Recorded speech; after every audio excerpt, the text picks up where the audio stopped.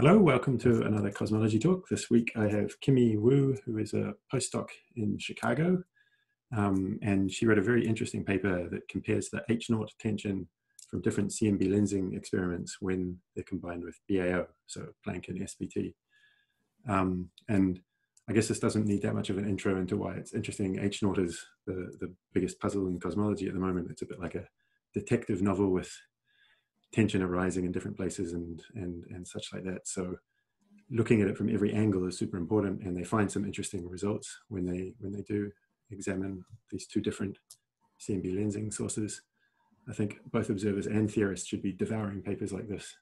And if you're a model builder, this is the results they find in this paper is another thing that ideally your model would want to be producing. Although, of course, some of the information around this will be just noise. We don't know what the just noise and what the signal is at this stage, but you know, the more signal you can fit, the better.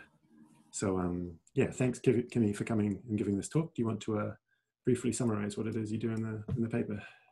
Yeah, sure. Thank you for having me, Sean. So just quickly in a couple of sentences, what we did is we apply a tension metric, what we called the update difference in mean parameters, to trace the origin of the observed differences in the measured H0 of these two data sets that you mentioned. Okay. Yeah, so the two data sets are CMB lensing measurements from the Planck satellite and the South Pole telescope. Mm-hmm. And this arises when both of the lensing measurements are combined with Baryon Acoustic Oscillation measurements with a baryon density prior. Okay. And if people listening to this talk and reading your paper only took two simple things away, like a month from now, they remember your talk and this is all they can remember, what would those two simple things you want them to remember be? Yeah, so one of it is the result, which was a bit of a surprise to us, actually. We were not expecting that. So the result is that what we found that is the driver of the observed difference in H0 between these two data sets is actually a mild tension between the Planck lensing data set and the BAO measurements. Okay. In particular, it is the line of sight BAO measurements that appear to be an outlier. Mm-hmm. So that's one of the key things that we found.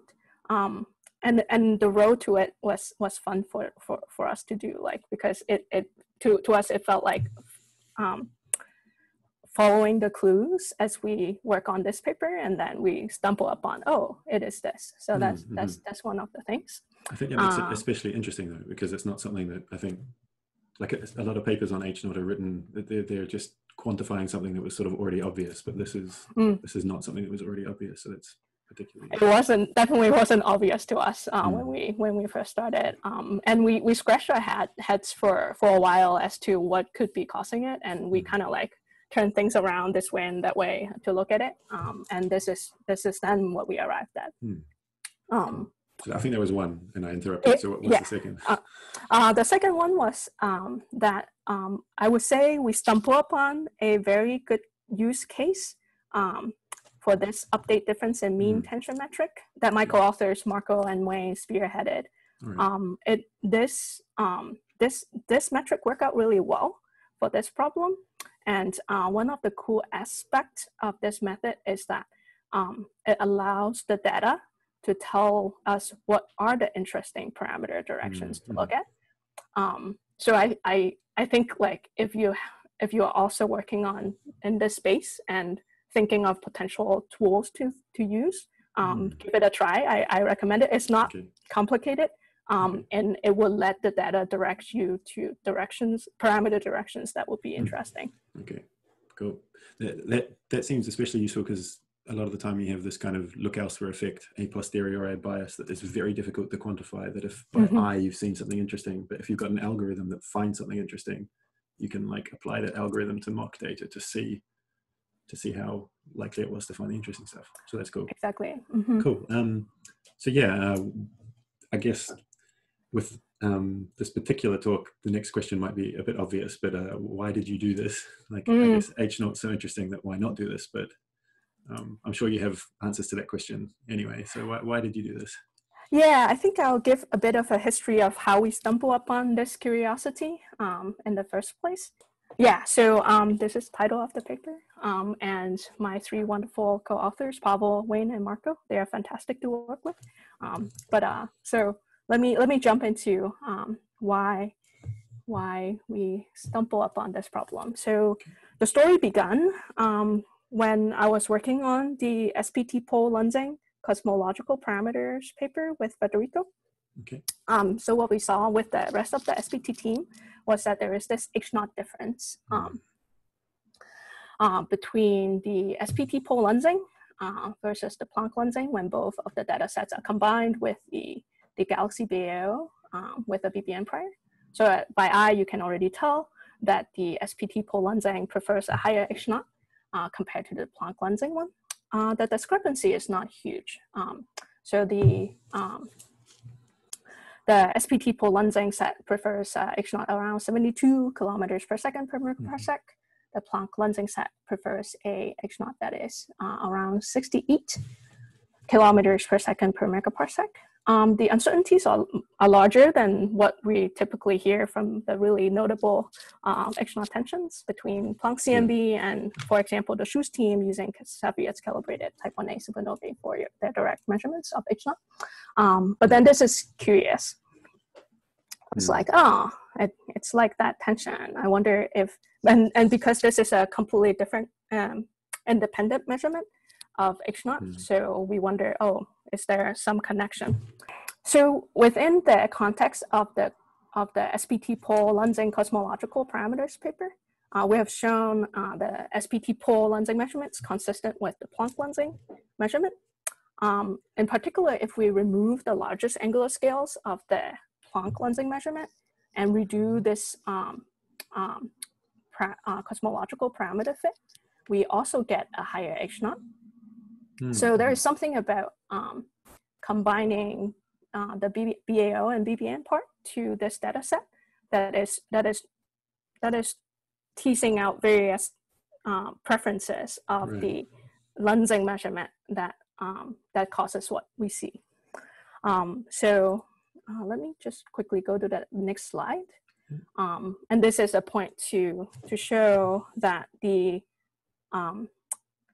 in terms of the parameter combination, which is this is a similar to a lensing amplitude parameter, sigma 8 omega meter to a quarter. You can already see that SPT pole lensing and Planck lensing are completely consistent. And that is to reiterate the point of how we know the lensing measurements consistent. So something about adding BAO and BBN draws out various features of the lensing spectrum that causes a difference in the H0 inference. So for me, this is the personal motivation of wanting to understand. I see. So those two slides, the tension on one and no tension on the other, and confusion around that. Okay. Yeah. And as you mentioned earlier, H0 is a currently very interesting topic. In the broader context of cosmology, we have the very notable tension between the Planck satellite from the primary CMB and local measurements, in particular using direct measurements using Savier's calibrated type 1a supernovae from the Schu's team.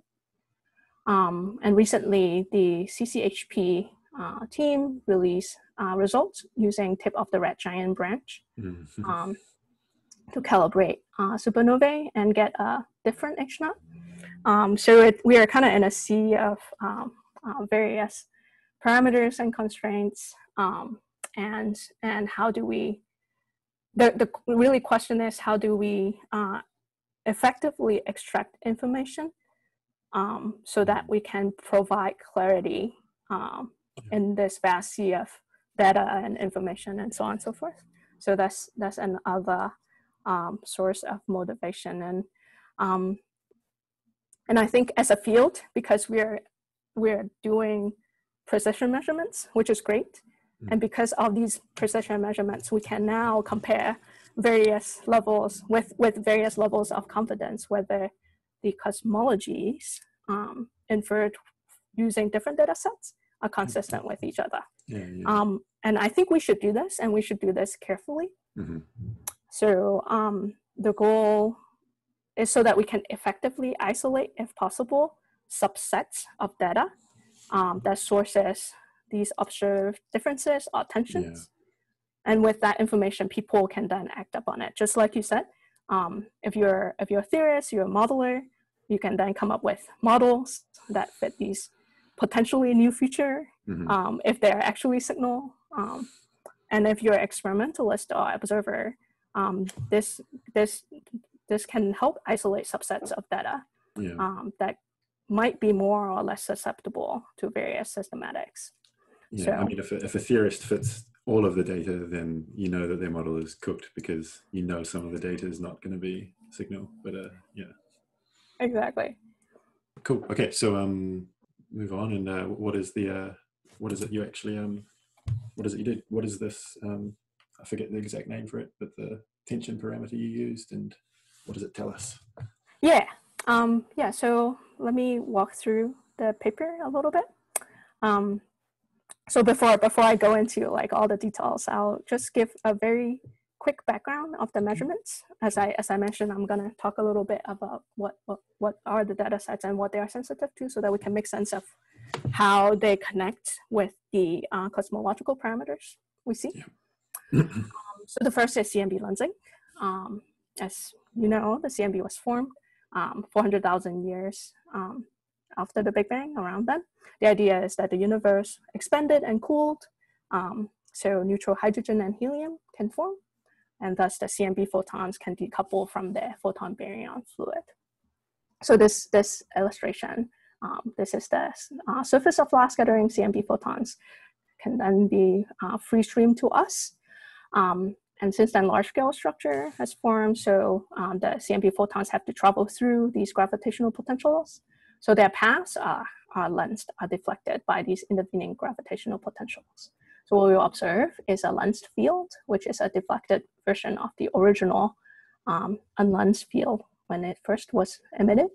And we can encode that deflection by the gradient of this phi field. So this phi is the CMB lensing potential, and that's what CMB lensing measures. Yeah. And essentially, it is the phi is the weighted integral of the gravitational potential along the line of sight.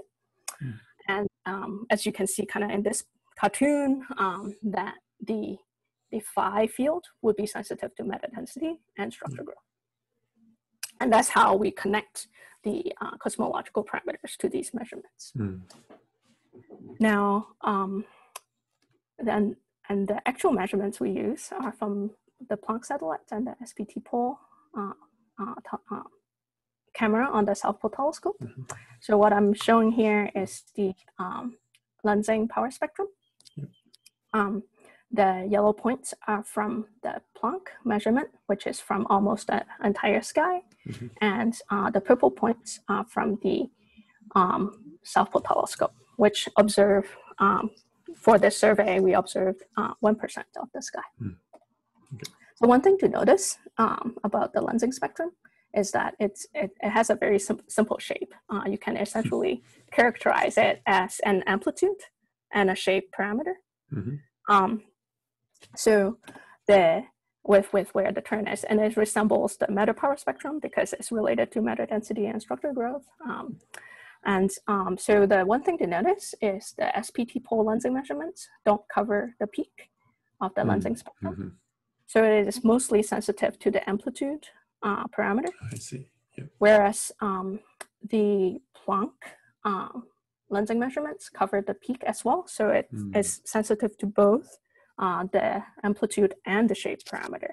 And it has implications of what we find later. Okay, cool. Yeah. So the second measurement is BAO. So it stands for Baryon Acoustic Oscillation. The idea, just really quickly, is that there are these acoustic waves from the oscillation of the baryon photon fluid in the background of the dark matter over and under densities before the CMB was formed. So these oscillations come from the tug of war between the force from gravity and the photon pressure. As the CMB photons decouple from the photon baryon fluid, these sound waves that were carried by the acoustic oscillation no longer travels. So they're left some slight over densities of baryons at this characteristic scale that encodes the distance that the sound wave traveled. And that scale defines the sound horizon. And in this cartoon, it kind of like roughly there's the sound horizon. And because of the over density, more galaxies tend to form at that BAO scale. And as you measure the galaxy correlation functions, there will be this bump that shows excess that is defined by this BAO scale.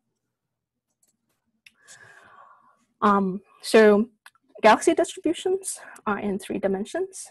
So a convenient way to characterize the BAO feature is to use the 2 bases shown on the slide. So this is the line of sight direction. So we have the perpendicular BAO feature that is a BAO feature perpendicular to the line of sight, and the parallel BAO feature that is the BAO feature that is parallel along the line of sight. And these are parameters.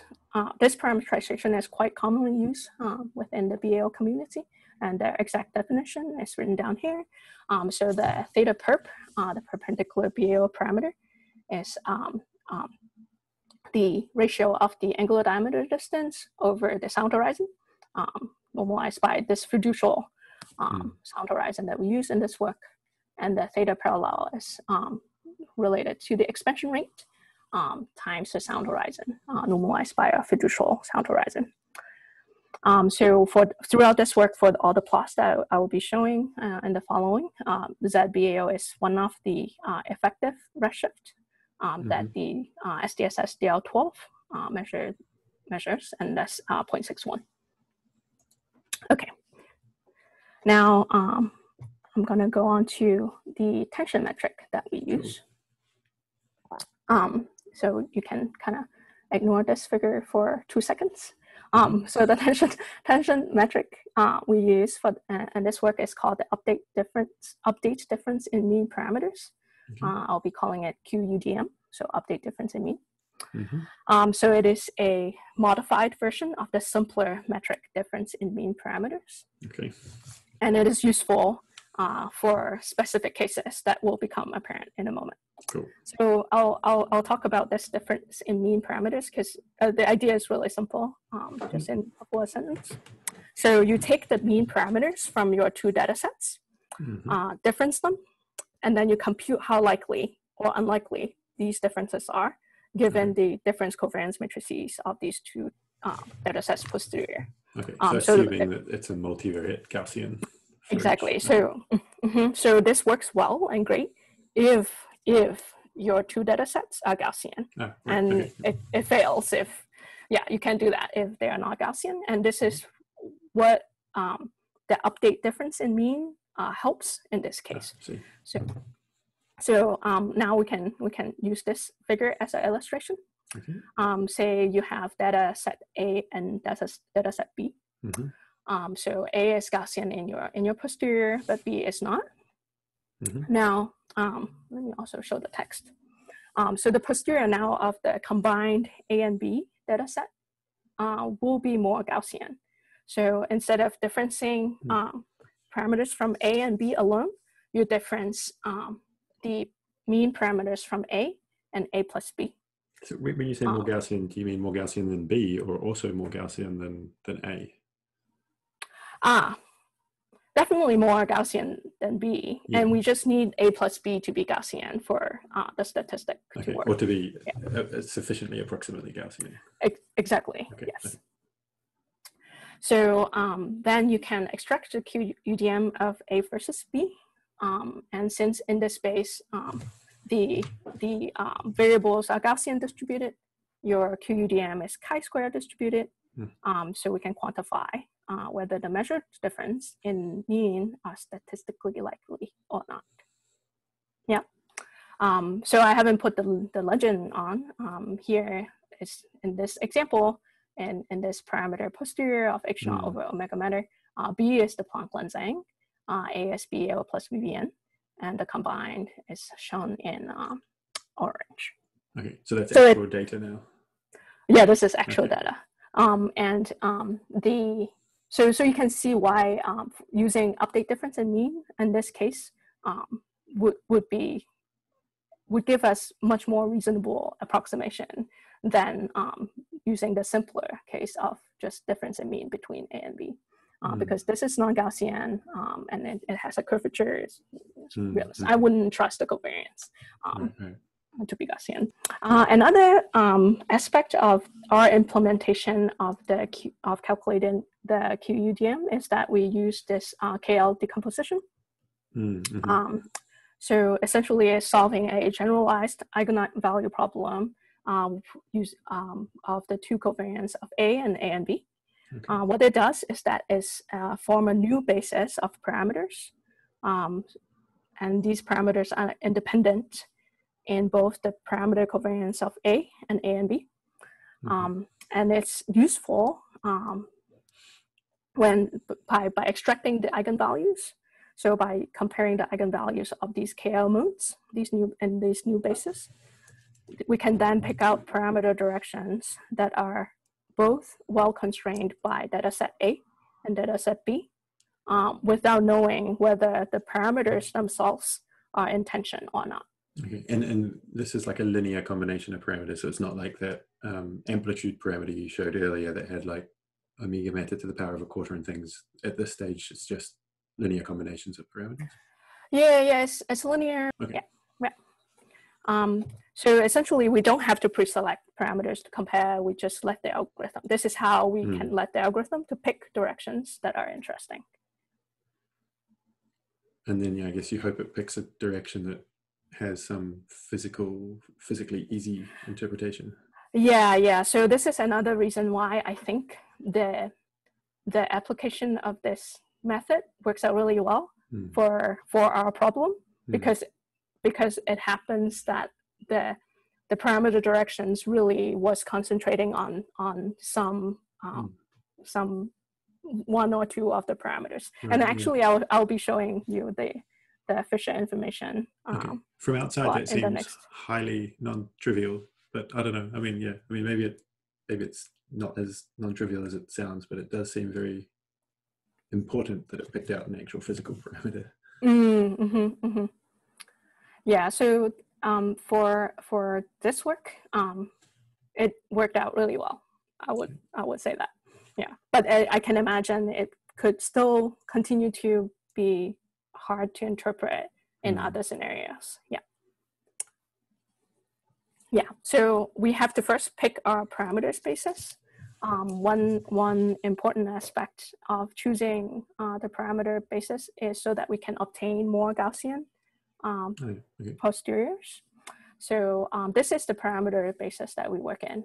So I've introduced theta perp and theta parallel, and this is the lensing amplitude, sigma A omega matter to a quarter.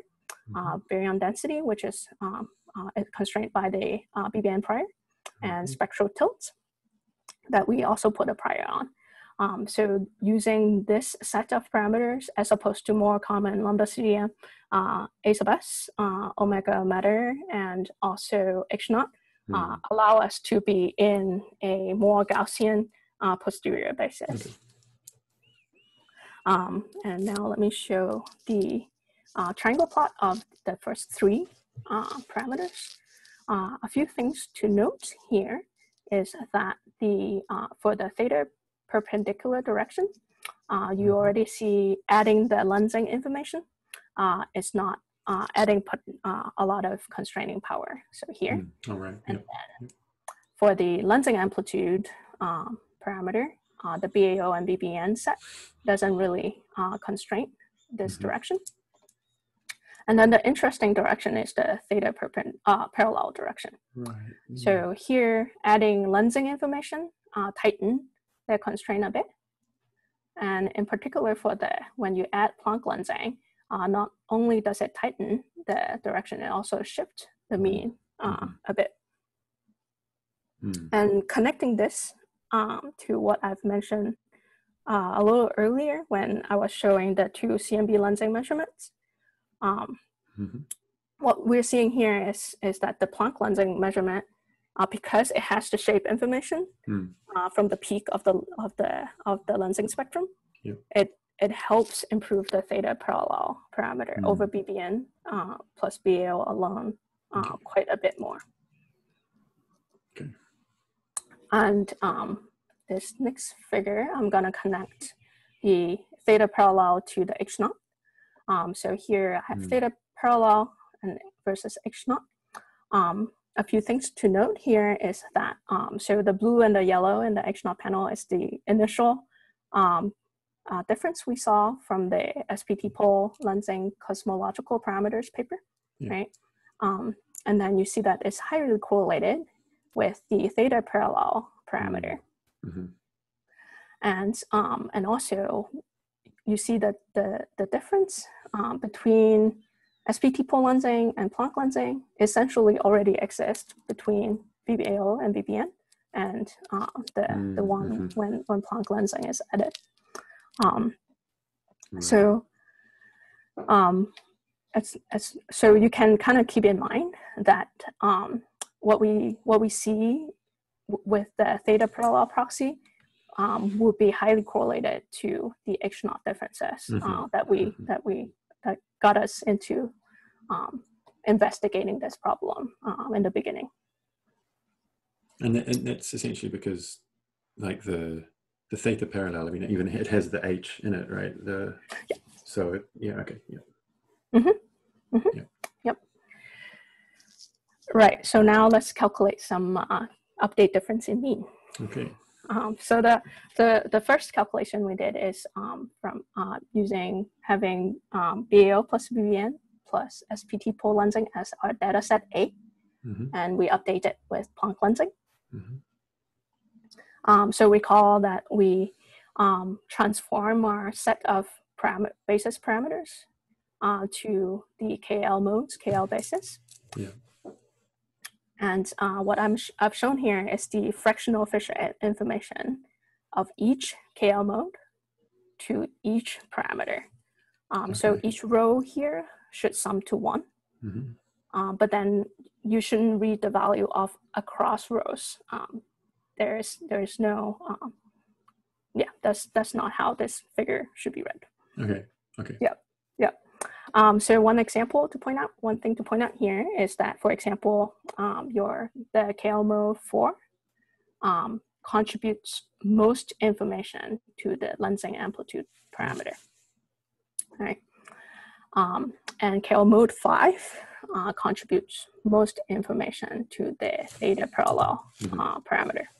And this bit of information will be relevant in a moment. So it really only seems like it's modes 2 and 3 that are mixing your basis, whereas modes 1, 4, and 5 are Yeah, it's pretty well isolated. Yeah. Okay. So using the eigenvalues from the KL decomposition, then we determine these the mode 4 and 5, the two modes where both BAO plus BBN plus SPT pole lensing and Planck lensing have comparable constraining power. So that's the two directions that we calculate the QUDM. Okay. So if you do that, what you get is QUDM of 4, and for 2 degrees of freedom, you get a PTE of 13%. Okay. Yeah. Now, then what you can draw from that from this PTE number is that the BAO plus BBN plus SPT pole lensing and Planck lensing are quite consistent. However, as I pointed out just a moment ago, the A equals 4 KL mode is dominated by dominates the information on the lensing amplitude parameter, and A equals 5 dominates the information of theta parallel. So we know from our previous experience that the lensing amplitudes are quite consistent between the two CMB lensing measurements. So if we calculate the QUDM for the individual modes, then you see for the A equals 4 mode, the PTE is 74%, whereas for the A equals 5 mode, the PTE is 4.7%. So this is quite interesting. So what's happening here is that because the lensing amplitude are slightly too consistent, it's not super alarming. But then because of that, when you look at the combined QUDM, it downplays a little bit what the PT might have been. Yeah. So kind of connecting to a point that I've mentioned earlier, we know the SPT pole lensing contributes little to the theta parallel parameter. So what would be interesting then to check is the BAO plus BBN update with the Planck lensing QUDM. And that's what we did next in the paper. So here I show this, the fractional Fisher information for these two covariances for the BAO plus BBN covariance. And in this case, the KL mode that both the BAO plus BBN dataset and the Planck lensing dataset constraint well is highlighted in this orange box. And it is the mode contributes most information to the theta parallel parameter. And if you then calculate the QUDM, you get 3.37, so that's a PT of 6.6%. So both of these tests point to the parallel BAO direction driving the slightly low PTE. Right, so with this calculation, this confirms what we guessed in the previous slide, that the most discrepant direction appears to be related to the theta parallel parameter. So note that this is not quite a 2 sigma tension between Planck lensing and BAO and BBN. So getting into semantics a bit, for some people, this won't even be called a tension. So throughout the paper, we call it after noting that, we call it a mild tension. But what's really cool to me is how this technique automatically highlights the parameter direction that drives this initial H0 difference we saw between the two CMB lensing data sets when they're combined with BAO and BBN. Yeah. I mean, whether it's a tension or not, kind of, if you're writing a paper to claim a discovery of some new fundamental law, I guess that's an important-ish distinction. But if you're just sort of saying we're analyzing the data to see where it's more interesting to look, then it's not super important whether one calls it a tension or not. It's just, it's just an interesting place to look, and it might be noise, it might not, but it's still worth looking. Yeah, I agree. So for the rest of the paper, we spent some time looking into various subsets of the BAO measurements so that we can understand the underlying driver on the measurement side, what causes this mild tension in the parameter space between Planck lensing and BAO plus BBN. So let me show this. So what I'm showing here is the posterior of various subsets of BAO data that jointly forms what I've been calling BAO so far. So I've shown this in theta perp and theta parallel plane. So there are the main data set is the SDSS DR12 data set. So it's combined by the parallel in the yellow and the perpendicular measurement from the orange. And the all includes the MGS and the 6DF BAO measurements. So you see that most of the constraining power comes from the DR12 set. So kind of moving from that, we'll be focusing on the two subsets of the SDSS DR12 BAO measurements. So one thing that you might notice looking at this posterior is that you might wonder if the orange and the yellow are consistent with each other.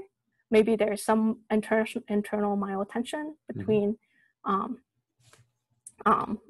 between the two BAO measurements that is causing the mild tension we see between the BAO data set and the Planck lensing. So what we did in the paper is that we check the consistency of the two, the parallel and the perpendicular BAO measurements using this technique that properly accounts for the correlations between the parallel BAO measurement and the perpendicular BAO measurement. What we find is that the two measurements are consistent at a PTE of 32%. So essentially, they are completely consistent. There is no weirdness there. So we can essentially move on from this question and then actually look at the BAO versus the Planck lensing measurement. So let me then move to the next slide. Right. So here I show on the same plane the parallel BAO measurement with Planck lensing.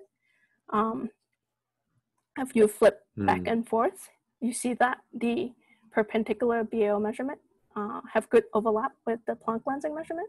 So it is the parallel BAO measurements that has like this tiny overlap with the Planck lensing posterior. So you might kind of jump on that and say, oh, there's almost a 95% exclusion. But we caution that this figure is tricky because what's happening is that this posterior is a bit driven by the prior in the chains. So the posterior volume got pushed to the right relative to this best fit of the parallel BAO data. Yeah, so in the rest star, it's the best fit of the best fit model to the parallel BAO data. And here we also point out this other model that we call a test model in the paper. So it is consistent with the Planck lensing measurements posterior. So what we did to kind of check the intuition is the posterior being shifted to the right, is that we calculate the delta chi-square of these two models. And what is the physics behind the test model? Like why that particular point? So we pick it because it's close to the 95 percentile confidence level of the yellow contours of the parallel BAO. I see. Okay. And then it is consistent with the Planck lensing. I see. Okay. So if the yellow contours had been Gaussian distributed, you would expect that the delta chi-square of the red and the black to be about 6, right? But what we find is that the delta chi-square is about 3.2. So that's how we know, oh, this posterior is shifted to the right, and we can't quite just determine the tension between these two data sets using our normal Gaussian intuition of how posterior should look like. Chi-squared by I. That's right. But then one point to bring up is that the Planck lensing constraint on the BAO parameter plane is effectively one-dimensional, right? So you can then say, okay, so even though the delta chi-square is 3.2, so for a 2 degree of freedom case, it is a PT of 20%, so it's completely okay. But for the Planck lensing posterior, for Planck lensing, it's effectively a 1D parameter on the BAO plane. So for that case, then a delta chi-square of 3.2 would mean that this parallel BAO contributes most to the mild tension to the PTE of 6.6% that we saw earlier. So this is how we arrive at the conclusion that it is the line of sight BAO that contributes most to this PTE of 6.6% between Planck lensing and the BAO plus BBN data set. Okay. All right. Yep. Great. So with this, then we can connect all the way back to the initial intrigue of the H0 differences between Planck lensing and SPT lensing. So what we so far has found is that the difference in the H0 is ultimately because of differences between Planck lensing and this parallel BAO measurements. Yep. So we want to put this back in context so that we plot that figure into the sound horizon times H naught and omega matter plane. Mm-hmm. So here I keep the rest star on this plot.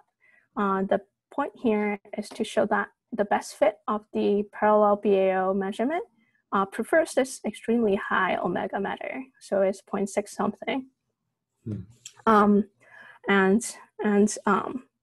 This within a lambda CDM model and with a prior on the baryon density that kind of set the sound horizon. Yeah. At the galaxy BAO redshift, what a high omega matter mean is that it prefers a high H naught. So this kind of tie back to, okay, this is how the high H naught comes in. Okay. And it is this preference of the of high omega matter. So to track where the high omega matter come from, we look at this the measurement space as a function of redshift. So these are the three parallel BAO measurement points at the three effective redshifts. So I've plotted this relative to the best fit Planck lensing plus BAO plus BBN model. So at 1 would be that model. And then in the black dotted line is the test model in the black star that I've shown in the previous slide. And the red line is the best fit model to the parallel BAO measurements. Okay. So you can see that this whole preference for high omega matter is because these data points has a slope relative to what, for example, best fit lambda CDM to the Planck plus BAO plus BBN measurement would prefer. Of course, the error bars are small, so this can still be statistical fluctuations. It's possible. So without you mean the error bars are large so that it can be statistical, or? Yeah. So we can't really say we can't really say whether these are statistical fluctuations or there is some systematics residuals in this measurement, and that's driving the high omega matter. Right. So the last figure is the in the same plane of sound horizon times Hubble constant versus omega matter. So here is the best fit of the best fit model to the parallel BAO data. And then here we have added to this figure the omega matter constraint from supernovae, type 1A supernovae, and also from the primary CMB measurements from Planck, TTTEEE. So you can see that the this high omega matter preference is completely ruled out by these other data sets. And oftentimes it's also, and it's also hidden when you combine these galaxy BAO measurements with the higher redshift Lyman alpha BAO data because of the different degeneracy directions in omega M versus H naught. Do you have any kind of physical, what sort of systematic effect might be pushing this yellow contour down and right?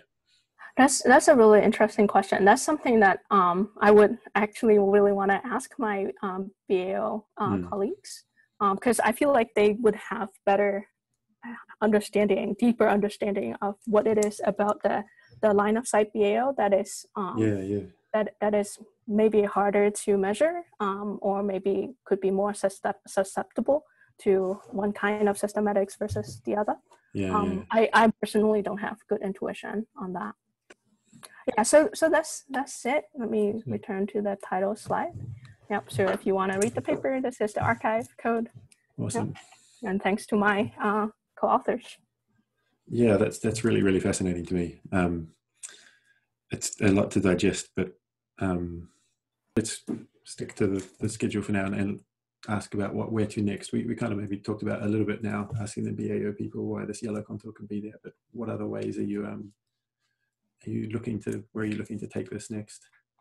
Yeah, I think kind of broader directions, maybe not, just like there are a few threads that I see. So we see that the galaxy BAO. So combining both the perpendicular and parallel measurements also prefers a slightly high omega matter, not quite like 0.64, but it's still higher than, for example, what Planck primary CMB best fit is. So this is a known fact in the BAO community. And other thing we know, and I also mentioned, is when you combine the galaxy BAO with BAO tracers from higher redshift, like the Lyman alpha absorbers or Lyman alpha cross coauthors, the overall constraint on omega m then become consistent with these other data sets because of the different degeneracy directions. So it'd be interesting to think about whether there are some beyond lambda CDM models that can produce this redshift dependence. But at the same time, as I pointed out, the measurement uncertainty of the parallel BAO is not quite tight that we can say, oh, this is a real effect, right? As you also mentioned, you don't want to be fitting noise, right? So another thing, it's to enhance this statistical significance, we'll need more and deeper measurements. So having upcoming surveys like DESI and Euclid will be really, really interesting in this regard. And more broadly, to resolve the H0 tension, we need the different measurement techniques. Like I mentioned, there's the lens quasar time delay approach. That's really, we have completely different systematics and it's completely independent, and also the standard silence, which is very exciting. And that TRGB one that sits right in the middle is a very interesting one as well. So I'm optimistic that as a community we'll be able to understand this. Last thing, as an experimentalist observer myself, I'm most concerned about systematics in the measurements. As Wendy Freeman will say, in the era of precision cosmology, it's all about systematics. So being able to understand them, quantify them, and remove them as best as we can, and being able to like have a tool like the update difference in mean metric could be useful for your problem, or maybe not. I don't know. So I have one question that I want to ask you that I haven't asked the others so far, but so you've been more specifically in this talk been talking about this mild tension between SPT lensing and CMB lensing when combined with BAO, but obviously it's in the context of this more significant tension between local measurements of H0 and ones inferred from the early universe. Do you have a kind of hunch or pet theory about what might be causing this difference? It's okay if you don't, but just thought while I had you here, I'd see if you do. I think it's really difficult. I think, especially for the most significant tension between, say, the Planck CMB measurements and the SHOES team, you really like talk to them, and then like they really have looked through all the possible ways that systematics can creep in, and people have reanalyzed the data sets as best the public can, the community can. So it's hard to say, oh, it's just systematics. Like when you first see it, oh, maybe you'll be like, oh, it's just systematics. Now I have then with that, I'll be like, maybe it's new physics, and we have many good ideas, many ideas. Many ideas. I don't know if there's many good ideas. I mean, many good, compelling from a theoretical perspective, but none that kind of fit all of the little bits of data well, unfortunately. And that could be viable. And more recently, we have the CCHP team that have the new using the tip of the red giant branch as a calibrator that just have a H0 that's kind of in the middle. So then with people who are experts in this field not quite agreeing with each other. So now as an outsider, I work on CMB mostly. I feel like, oh, maybe there's more things that the direct measurement of the H0 community will have to understand because they are not agreeing yet. So I, as an observer experimentalist, I tend to want to make sure that the systematics are really, really well understood. But I'm also like really excited about potential theory solutions that are satisfying. Cool. I guess there's also the lensing time delay one, which is a bit independent, but so the last question outside of your own research, what do you think is the most interesting thing in cosmology at the moment? Can I say two things? Sure. I think I think intensity mapping is going to become more and more interesting. In principle, you can get so many more modes from that approach, and learn about cosmic dawn. So I think that'd be really cool. And then I want to just give a plug about things I work on. Most of the other speakers have done that anyway. We're not working about tensions. So one of the things is to constrain primordial gravitational waves with B modes from the CMB. In particular, I'm working on reducing the gravitational lensing contaminant to this measurement.